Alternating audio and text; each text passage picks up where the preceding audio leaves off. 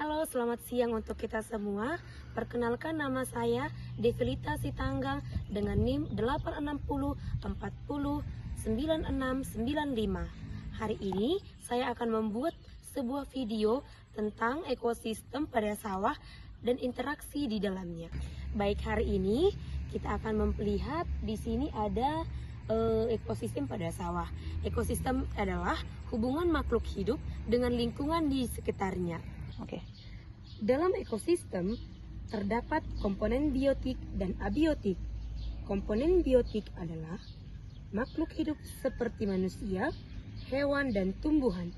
Sedangkan komponen abiotik adalah benda tidak hidup seperti air, tanah, udara, cahaya matahari, dan suhu. Sawah merupakan salah satu contoh ekosistem.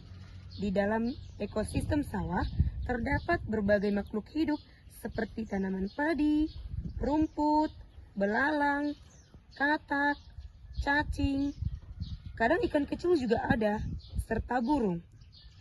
Semua makhluk hidup tersebut saling berhubungan dan saling membutuhkan untuk bertahan hidup.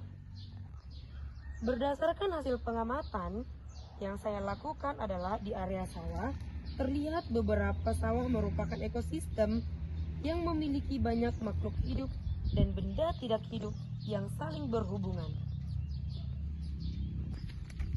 Komponen biotik yang ditemukan antara lain tanaman padi, rumput liar, belalang, capung, kupu-kupu, katak, cacing, burung, siput sawah, dan beberapa ikan kecil yang berada di saluran air sawah. Selain itu, terdapat juga komponen abiotik seperti air, tanah, udara, cahaya matahari, batu kecil, dan suhu lingkungan. Tanaman padi menjadi tumbuhan utama di sawah. Padi tumbuh dengan baik karena mendapatkan air yang cukup, tanah yang subur, udara, dan cahaya matahari.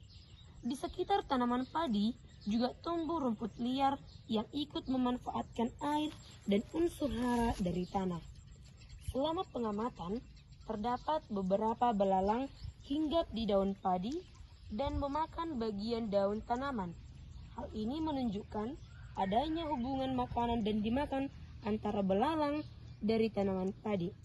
Selain belalang, ditemukan juga siput sawah yang berada di sekitar tanaman air yang ada di sawah.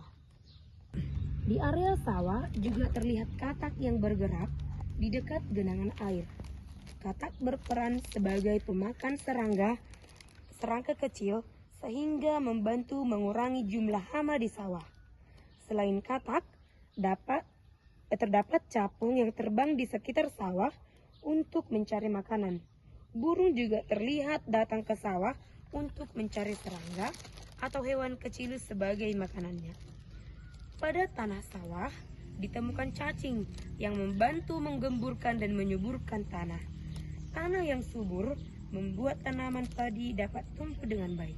Air sawah juga sangat penting karena digunakan tanaman untuk tumbuh dan menjadi tempat hidup beberapa hewan kecil.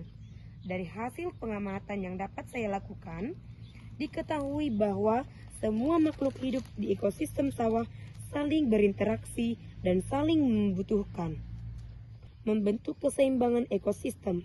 Jika salah satu komponen terganggu, misalnya kekurangan air atau terlalu banyak hama, maka kehidupan di sawah juga akan terganggu. Oleh karena itu, ekosistem sawah perlu dijaga agar tetap seimbang dan semua makhluk hidup di dalamnya dapat hidup dengan baik.